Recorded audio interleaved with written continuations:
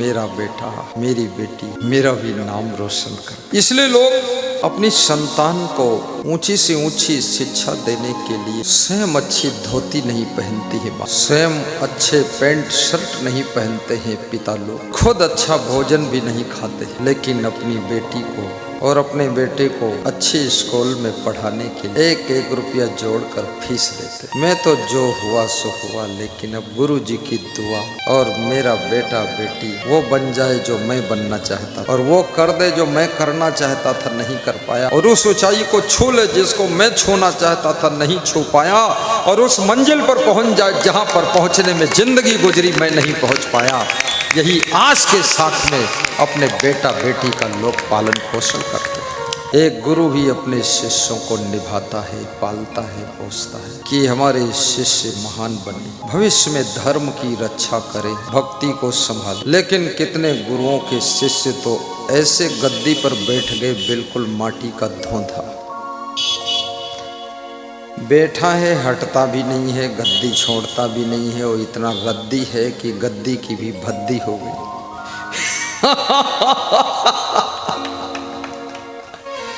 गद्दी न चला पाओ तो गद्दी छोड़ भी देना चाहिए। हर महंत को गद्दी में चिपके नहीं रहना चाहिए, छोड़ दो गद्दी, कह दो मेरे बस की बात नहीं,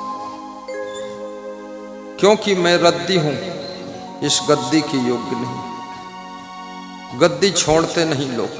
कितने बड़े बड़े साधु संत महंत मंडलेश्वर गद्दी में ऐसे चिपक गए हैं जैसे पोस्टर दीवार में चिपक जाता है, छोड़ाओ तो तहस नहस हो जाता है। गद्दी बर्बाद कर दिया। गद्दी तो गद्दी, वहां भक्त पहुंचे तो उसके सोने के लिए गद्दा भी नहीं। पूरे आश्रम को कबाड़ा कर दिया, और ऐसे फूल कर बैठा है, लगता है पूरे वर्ल्ड का गुरु यही है गधा। नालायक कहीं के, उतर। गद्दी पर बैठा बर्बाद कर दिया अपने गुरु की छवि को, 1 इंच बढ़ा नहीं सका और मिटा कर रख दिया। गद्दी का लालच भी साधु संत को छोड़ देना चाहिए, मान सम्मान की जंजीरों को तोड़ देना चाहिए, और याद रखना अपने कर्तव्य को याद करके अपनी जिंदगी में एक नया अध्याय जोड़ देना चाहिए। बोलिए सद्गुरु भगवान की जय। जन जन के दिलों को बुराइयों से अच्छाइयों की ओर मोड़ देना चाहिए। ये गुरु का धर्म होता है, ये संतों का धर्म होता है। कितने माँ बाप अपने बच्चों को गद्दी देते ही नहीं, सब जगह गद्दी है। माँ बाप कहते हम मर जाएंगे तब गद्दी मिलेगी, बेटे बहू उनके मरने के लिए माला जप रहे कि ये धूर्त कम मरेंगे, और माँ बाप इतने मजबूत हैं 90 साल के हो गए, कभी बुखार भी नहीं आया। जवान बेटा बहू रोज सर्दी जुकाम टपक रहा है, और बुढ़ऊ और बुढ़िया अजर अमर अविनाशी कोई बीमारी नहीं। बहू सोचती ये सासू कम मरेगी, बेटा भी सोचता है ये बाप नहीं है तो पूरा सांप है। अपने बेटे बहुओं को संपत्ति नहीं दोगे, पूंजी नहीं दोगे, जमीन नहीं दोगे, जगह नहीं दोगे, उनको बिजनेस करने के लिए कुछ धन नहीं दोगे, आपके बेटे बहुओं की जवानी व्यर्थ में निकल जाएगी, दुखी होकर निकल जाएगी। मन के अंदर कटुता बढ़ती चली जाएगी, तुम्हारे लिए जहर दिल में पैदा होगा। कई माताओं और कई पिताओं के लिए संतान के मन में पॉइजन पैदा हुआ। याद रखना, जब बेटे का विवाह हो जाए और एक पोता हो जाए, बंटवारा कर दो। सभी बेटों के यहाँ मेहमान बनकर जाइए, फोन कर दीजिए कि आज तेरे घर आ रहा, निश्चिंत रोटी सब्जी दाल चावल खीर पूड़ी खाइए, बेटे बहू को धन्यवाद दीजिए, फिर आकर अपने वाले घर में सोइए और ताली बजाइए, दोनों माल छपो, लादने दो बेईमानों को। बेटे बहुओं को समय पर अगर जिम्मेदार नहीं बनाओगे, कंधों पर भार नहीं दोगे, याद रखना बेटे बहू सब खुराफाती हो जाएंगे।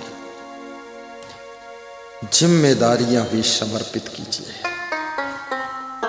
मेरे यहाँ छोटा सा संत आता, उसको भी जिम्मेदारी मिल जाती है, कोई फ्री नहीं। अगर 10 साल का आ जाए तो उसको दान का डिब्बा टंगा देता, ऐसा डाल दिया मुकद्दर लटका ही पड़ा। अब इधर उधर भागे तो भटका ही पड़ा। कुछ नहीं तो बोतल बाल्टी पकड़ा देता हूं कि हाथ धुलाना पकड़े रहता, पकड़े पकड़े बाल्टी घूम रहा। क्योंकि आदमी को अगर जिम्मेदारी नहीं दोगे तो आदमी का मन बड़ा चंचल होता है, फिर इधर उधर सोचने लग जाता है, भागने लग जाता है। अपने बच्चों से भी घर में काम लीजिए। 2 घंटे गोबर ढुलाइए, उनसे मिट्टी ढुलाइए। बच्चों से 2 घंटे झाड़ू लगवाइए। 2 घंटे उनको ऐसे चकनाचूर कर दो कि स्कूल की तरफ हंसते हंसते भाग कर जाएं। अगर घर में बिल्कुल काम नहीं लोगे तो स्कूल जाने में रोएंगे, और घर में रगड़ कर टमाटर की चटनी बना दोगे तो याद रखना तरबूज बन करके पहुंचेंगे स्कूल। इसलिए घर में काम लीजिए। संडे के दिन हमारे माता पिता हम लोगों से मिट्टी ढोलाते थे, दिन भर मिट्टी ढो। तो हम सोचते थे मंडे आ जाए तो हम निकले यहां से। और रेनी डे जब होता था, रेनी डे, तो माता जी कहती थी रस्सी बटो सब लोग। तो सब बच्चे लाइन से बंगले में बैठते थे, रस्सी बटते थे। फिर बोलती थी इसको रगड़ो, छप्पर के बांस में डालकर घिसो। फिर बोलती थी इसको लंबा बांध के सुखाओ, फिर इसका बंडल बनाओ। और फिर जब वर्षा आती थी, रेनी डे होता था, कहती थी अब पलंग बीनो, पलंग तैयार करो। 1 मिनट घूमने का टाइम नहीं। तो मैं कहता था पढ़ेंगे कब? बोले 2 घंटे काम, उसके बाद पढ़ो। तो ऐसा पढ़ने में मन लगता था। इसलिए अपनी बेटियों से भी काम लो। ये जो बहुत सुंदर बाल लटका कर घूम रही बेटियां, इनके सिर पर गोबर लाद दो। गोबर टपके चुए गालों पर, अब बाल भीग जाए गोबर के रस में, फिर देखो ये टॉप कर जाएगी। नहीं तो ये दिन भर गाल सुधारती है, बाल सुधारती है, फिर ओंठें सुधारती है, फिर बार बार शीशा देखती, दर्पण देखती, मैं वही हूं कि चुड़ैल हो गई हूं। थोड़ा इनसे भी काम लो। रोटी बनवाइए, चूल्हे के बर्तन मंजवाइए, धुलाइए। काम करने वालों को क्रोध भी कम आता है, अभिमान भी नहीं रह जाता है, और काम करने वालों के घर में गरीबी और कंगाली खत्म हो जाती है। जो काम नहीं करते हैं उनके घर में दरिद्र आ जाता है। इसलिए सबको काम करना है। नर हो न निराश करो मन को, नर हो न निराश करो मन को।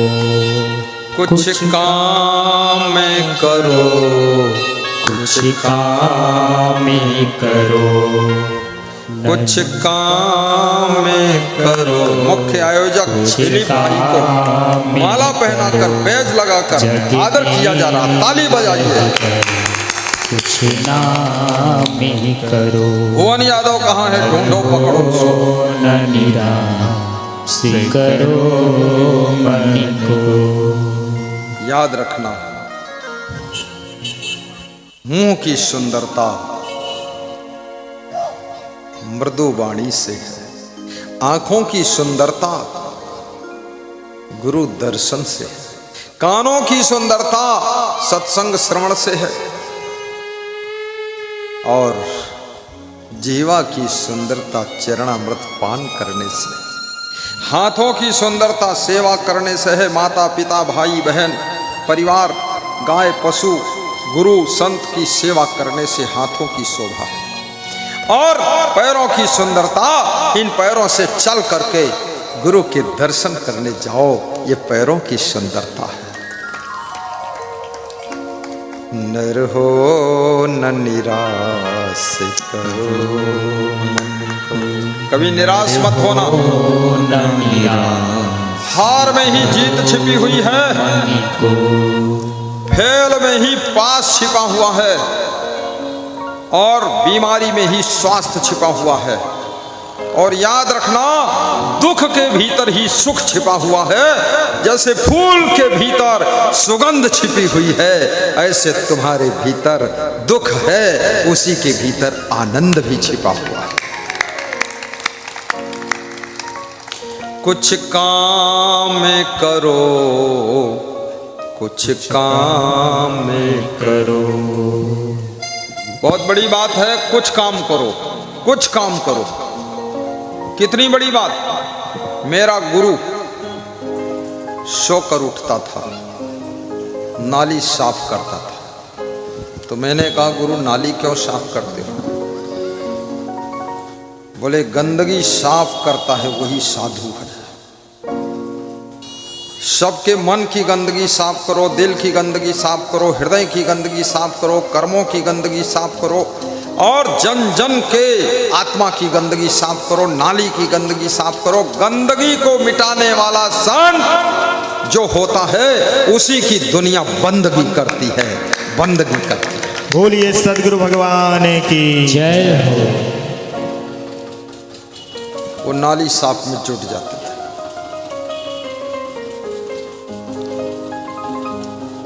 फिर खेत में जाकर घास छीलते थे।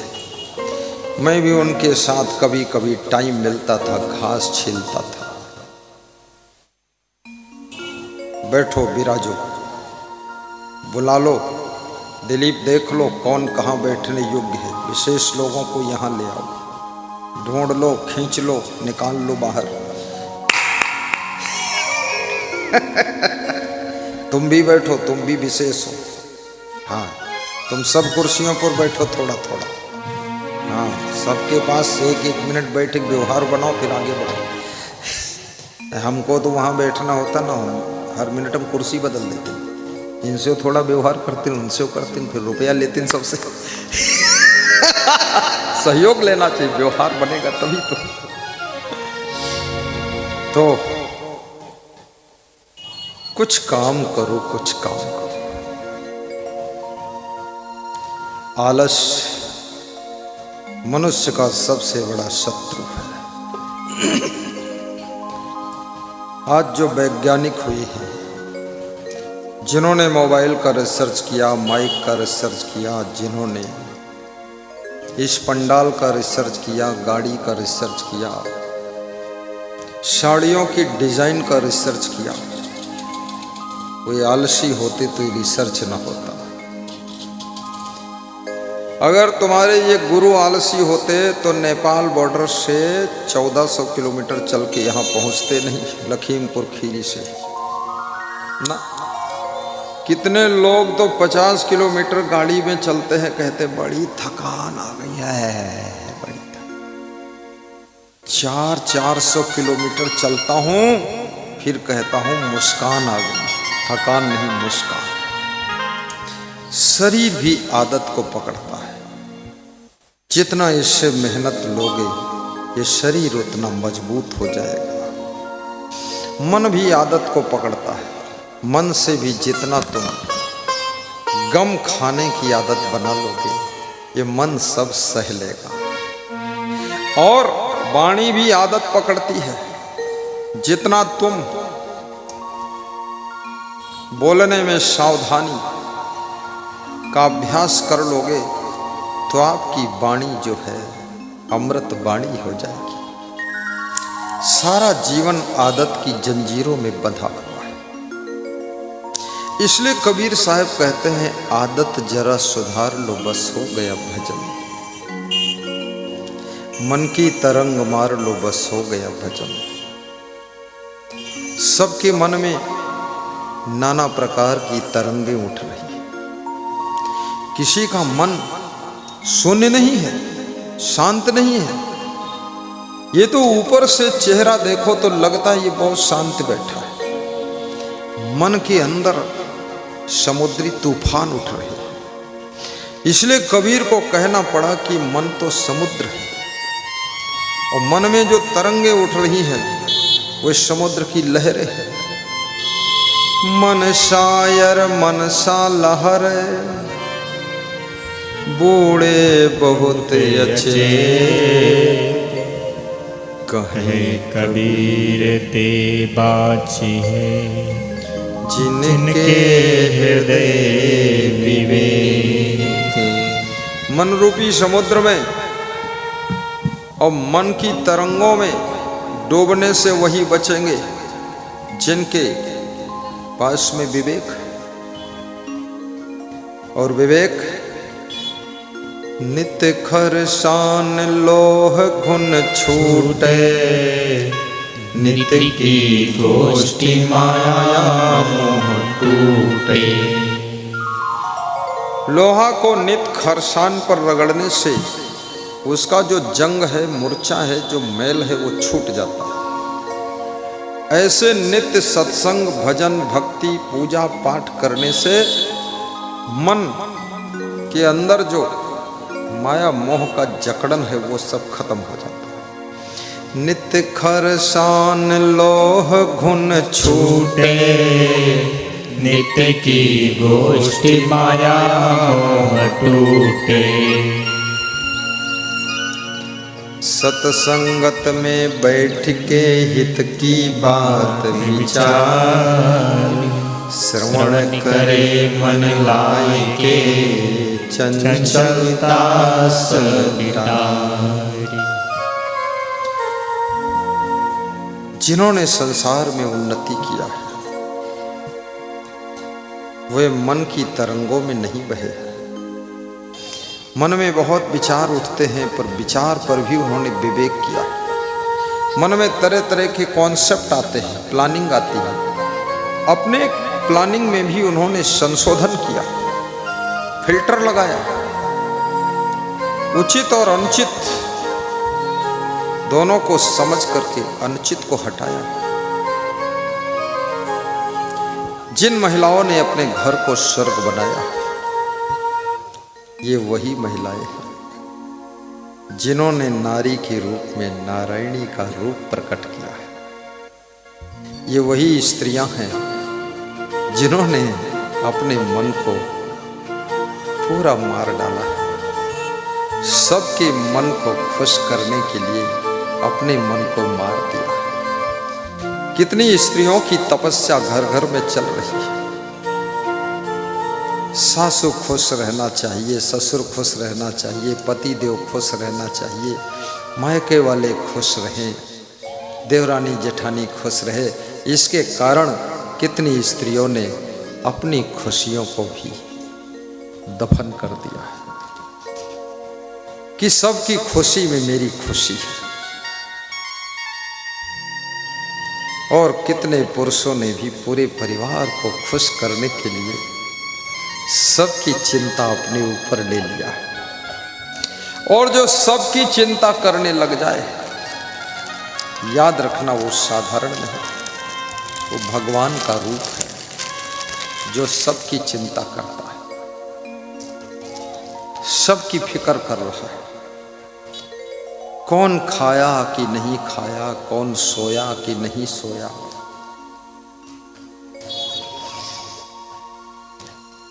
जिसका हृदय प्रेम का सागर है, जो अपनी बहनों का भी ख्याल रखता है। तुम्हारा एक बार मोबाइल चला जाता है, बहनें खुश हो जाती हैं। उनको लगता है मेरा भाई मुझसे प्रेम करता है, मेरा भाई याद किया है। तुम फोन नहीं करोगे, कोई बहन भूखी नहीं रहेगी, लेकिन याद रखना उसका मन भूखा रहेगा। हर बहन को भूख रहती है मेरा भाई मुझको फोन करे। हर भाई को भी भूख है कि मेरी बहन कभी मुझको याद करे। कई लोग मेरे पास में फोन करते हैं और कहते हैं गुरुजी क्या कभी तुम भी हमको याद करते हो? मैंने कहा गैर मुमकिन है कि याद वहां हो और यहां ना हो। जब गुरु एक बार याद करता है तब शिष्य गुरु को 10 बार याद करता है, और जब शिष्य 10 बार याद करता है एक बार गुरु फिर उसको दर्शन भी देता है। लेन देन का संसार है।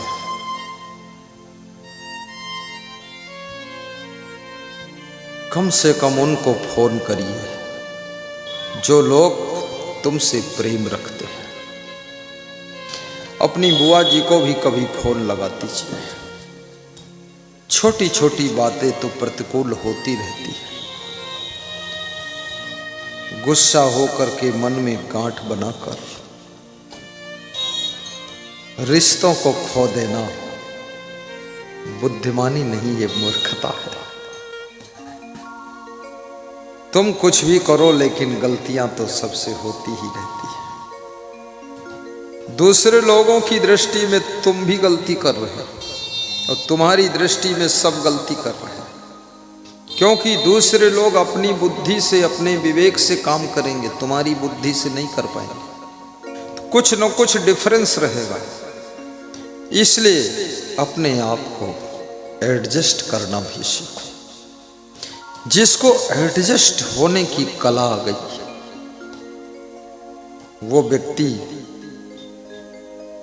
कांटों की राह पर भी मुस्कुरा कर चल सकता है। जब राम अयोध्या से वनवास गए, पहली रात निषाद राज के साथ श्रृंगवेरपुर में सिंसुपा नाम के वृक्ष के नीचे विश्राम किया। घास और धान का पुआल निषाद राज ने बिछाया। भगवान राम मुस्कुराकर उसी पर अपना गमछा डालकर सो रहे। सोचिए, जो राजमहलों में सोता था, बचपन से जो राज दुलारा था, जो कनक भवन सोने के भवन में खेलता था, आज वह बालक अपनी पत्नी के साथ, छोटे भाई लक्ष्मण के साथ सिंसुपा नाम के वृक्ष के नीचे विश्राम कर रहा है। और दुख नहीं है, मन में मलाल नहीं है। सब दिन होत न एक समान।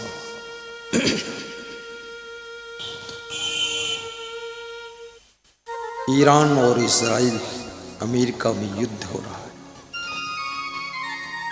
भारत देश ने सूचना दिया कि भारत के लोग 24 घंटे में ईरान छोड़ दें। कितने अच्छे अच्छे उनके मकान होंगे, बिस्तर होंगे, बेड होंगे। 24 घंटे में ईरान छोड़कर निकल जाए, क्योंकि जान से ज्यादा कीमती सामान नहीं है। जान है तो जहान है, और जान नहीं तो शमशान है, और जान नहीं तो सामान किस काम का है। सब निकल गए। जब रशिया और यूक्रेन में युद्ध शुरू हुआ, भारत सरकार ने सूचना दिया, यूक्रेन में जो भारत के विद्यार्थी स्टूडेंट पढ़ने गए हैं, 3 दिनों में देश छोड़कर बाहर निकले। सब पढ़ाई लिखाई, सर्टिफिकेट, फीस वूस उधर रह गई और जान बचा करके आ गए हैं। वो तो भारत सरकार ने बचा लिया, नहीं उसी में गुझिल जाते, मर जाते। बहुत से स्टूडेंट डर गए, विदेश पढ़ने नहीं जा रहे कि किस देश में कब क्या हो जाए। लोगों ने घूमना बंद कर दिया है। पहले लोग थाईलैंड, मलेशिया खूब घूमते थे, अब थाईलैंड नहीं, अब इंडिया की लैंड में ही रह रहे। किस देश में क्या गड़बड़ हो जाए। नेपाल देश में ऐसा गड़बड़ हुआ, जैन जी आंदोलन हो गए, बहुत पीटे गए नेता मिनिस्टर भी, सब तख्ता पलट हो गया। बांग्लादेश में तख्ता पलट हो गया। वहां की प्रधानमंत्री शेख, क्या नाम था उसका, शेख हसीना का छूट गया पसीना, देश छोड़कर भागी और हिंदुस्तान में जान बचाया। इसलिए कृपया अपने देश में शिक्षा लीजिए। अपने देश जैसा संस्कारी कोई देश नहीं है। अपने देश में पढ़ करके इतने बड़े बड़े वैज्ञानिक तैयार हुए हैं जिनको अमेरिका अपने पास में रख रहा है। 17,500 करोड़ वेतन एक साल का मिलता है। जगदीप सिंह सरदार को विदेश की कंपनी में सर्विस करता है। 17,500 करोड़ एक साल का वेतन, डेली का उसका 48 करोड़ वेतन है। बहुत वेतन प्राप्त कर रहा हो व्यक्ति। भारत का पढ़ा है, भारत का जन्मा है और सरदार है सिख। इतना बुद्धि है उसके पास में। याद रखना, सोना कहीं भी पैदा होता है, हमेशा सोना नाक में नथनी बनकर पहना जाता, गले का हार बनता है, कान के कुंडल बनता है। सोना कभी भी पाँव की पायल नहीं बनता है, वो कान का कुंडल बनता है। भारत देश में भी आप मन लगाकर पढ़ो तो यहाँ भी बहुत कुछ आगे बढ़ने के स्कोप है। ये भारत की धरती कोई साधारण नहीं, और भारत की भूमि में जो प्रेम है, स्नेह है, ये कहीं नहीं। भारत प्रेम से भरा हुआ है, उसका नाम भारत है। और ये देश का नाम सुन करके विदेशी लोग ललचाते हैं कि भारत में मेरा भी जन्म होता, कितना अच्छा होता। चला, इसलिए भारत माता की गोद में जो रह रहे हैं वे सौभाग्यशाली हैं। हिंदू, मुस्लिम, सिख, ईसाई, जैन, यहूदी, पारसी जो भी भारत माँ की गोद में हैं, वे सुरक्षित भी हैं और किस्मत वाले भी हैं। धन्य है भारत माता और धन्य है भारत की स्त्रियां और धन्य है भारत के पुरुष। जहाँ पर जगह जगह मंदिर है, देवालय है, पूजा घर है, घर घर में पूजा मंदिर है और घर घर में पूजा पाठ होता रहता है और जगह जगह सत्संग हो रहा है। ये भारत की धरती पर ही संभव है। अभी मैं फूलपरास के पास से ब्रह्मपुरा डॉक्टर राम कुमार शाह का सत्संग करके यहाँ आया, मधुबनी जिले से, और किशनगढ़ से, और दूसरा सत्संग भी किशनगढ़। पूरे अररिया में भी 2 सत्संग, बांका जिले में सत्संग, सब जगह सत्संग। कितने लोग पहली बार में किशनगढ़ में आया। व्यास गादी पूछ रही, कितने लोग ऐसे हैं जिन्होंने पहली बार रूबरू बाबा को देखा है? हाथ उठाकर बताए, पहली बार आमने सामने देखा है। ये पहली बार वाले, पहली बार जिसने बाबा को देखा है वो हाथ उठाओ, बस नीचे कर दो। ऐसे कौन लोग हैं जो इससे पहले भी बाबा को देख चुके थे? हाथ उठाओ। अरे इसमें तो 50 लोग हैं जो पहले भी देख चुके। कहाँ देख लिया था तुमने? फोटो में देखा है हाँ कि साक्षात देखा? साक्षात।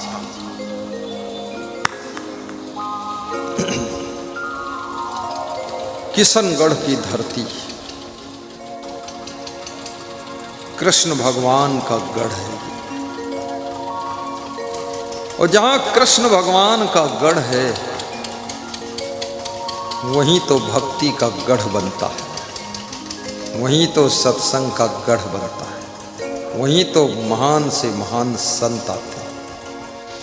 क्योंकि कृष्ण भगवान भी संतों को बहुत मानते थे, संतों से बहुत प्रेम करते थे। कृष्ण कहते थे, निरपेक्षम मुनिम संतम, निरपेक्षम मुनिम मैं अपेक्षा रहित मननशील ध्यानी ज्ञानी संतों के पीछे अनुव्रज्जा में हम नित्यम पुए तेंग घिरुड़ भी।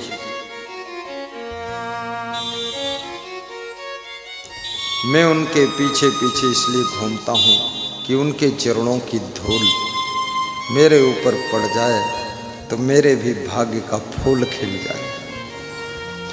धूल तेरे चरणों की सदगुरु चंदन और अबीर बनी, जिसने लगाई निज मस्तक पर उसकी तो तकदीर बनी, उसकी तो तकदीर बनी। गा दो, 4 लाइन गा दो। धूल तेरे चरणों की सदगुरु चंदन और अबीर बनी, धूल तेरे चरणों की सतगुरु चंदन और अबीर बनी, धूल तेरे चरणों की सतगुरु चंदन और अबीर बनी।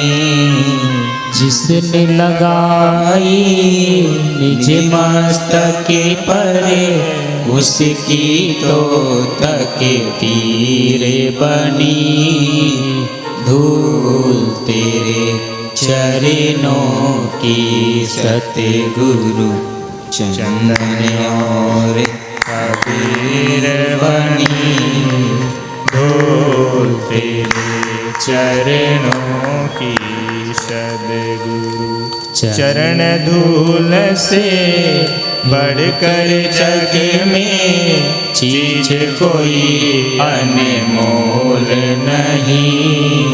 हर वस्तु का मोल है जग में, इसका कोई मोल नहीं। धूल तेरे चरणों की सद्गुरु बहुत सुंदर चंदन और अबीर बनी, धूल तेरे चरणों की सद्गुरु चंदन और अबीर बनी। देवता तर से इस धूली को, ये धूली इतनी पावन है। देवता तर से इस धूली को, ये धूली इतनी पावन है। जन्म जन्म के रोग मिटाए, सुख से भर दे ये जीवन। जन्म जन्म के रोग मिटाए, सुख से भर दे ये जीवन। धूल तेरे चरणों की सद्गुरु चंदन और अबीर बनी, धूल तेरे चरणों की सद्गुरु चंदन और अबीर बनी। पार हुआ था पंपासुर भी, चरण धूलि को पाकर के। पार हुई पत्थर की अहिल्या, झूल राम के पाने से। पार हुआ था पंपासुर भी, संत चरण धुलाने से। धूल तेरे चरणों की सद्गुरु चंदन और अबीर बनी, धूल तेरे चरणों की सद्गुरु चंदन और अबीर बनी। जिसने लगाई निज मस्तक पर उसकी तो तकदीर बनी। धूल तेरे चरणों की सतगुरु चंदन और अबीर बनी। संत चरण की महिमा गाते युग युग से है वेद पुराण। संत चरण की महिमा गाते युग युग से है वेद पुराण। काले कौए हंस बन गए चरण धूल में करे स्नान। धूल तेरे चरणों की सतगुरु चंदन और अबीर बनी। धूल तेरे चरणों की सतगुरु चंदन और अबीर बनी। जिसने लगाई निज मस्तक पर उसकी तो तकदीर बनी। धूल तेरे चरणों की सतगुरु चंदन और अबीर बनी। धूल तेरे चरणों की सतगुरु।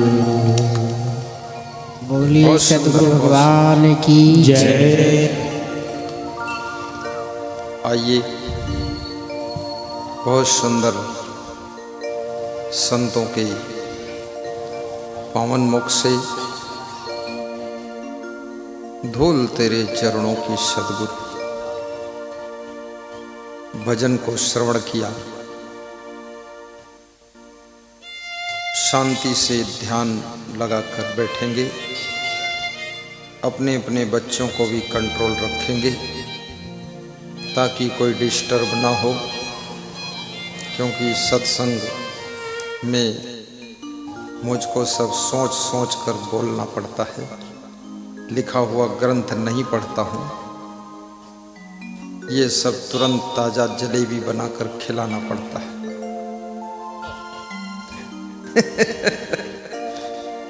तो सद्गुरु कबीर साहिब पूछ रहे हैं भीड़ से, को राम रसिक रस पियो। ऐसे भक्त को कबीर ढूंढ रहे हैं जो राम रस को पीना चाहता है। दुनिया में बहुत सी रस है,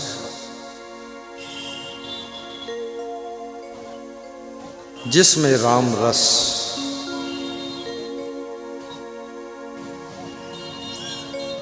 एक ऐसा रस है जिसको पीने के बाद मनुष्य का मन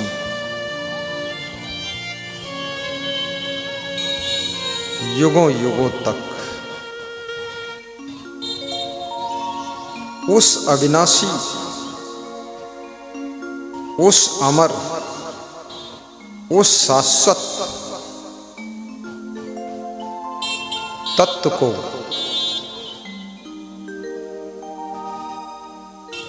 जानकर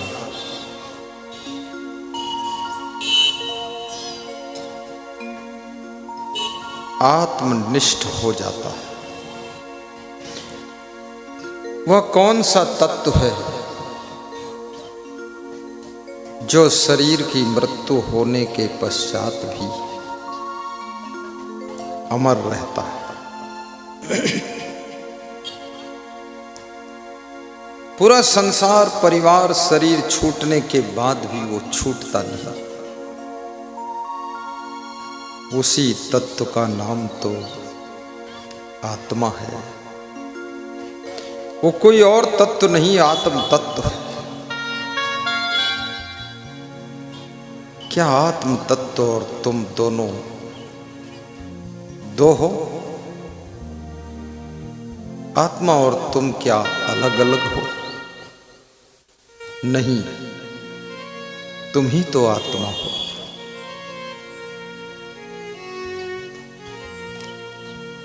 लेकिन उस आत्म तत्व को तुम भूल जाते हो, अर्थात स्वयं को भूल जाते हो, अर्थात निज स्वरूप विस्मृत हो जाता है। तुम केवल शरीर और संसार को ही याद रखते हो। तुम्हें परिवार,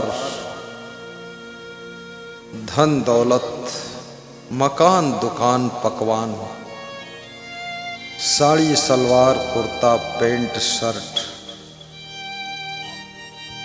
ये दुनिया की रंगीन चीजें ही याद रह जाती है। ये रंग बिरंगी दुनिया में तुम ये भी भूल जाते हो कि मैं कौन हूं और मेरा रंग क्या है। और जो स्वयं को भूल जाए, याद रखना वो तो खो गया फिर।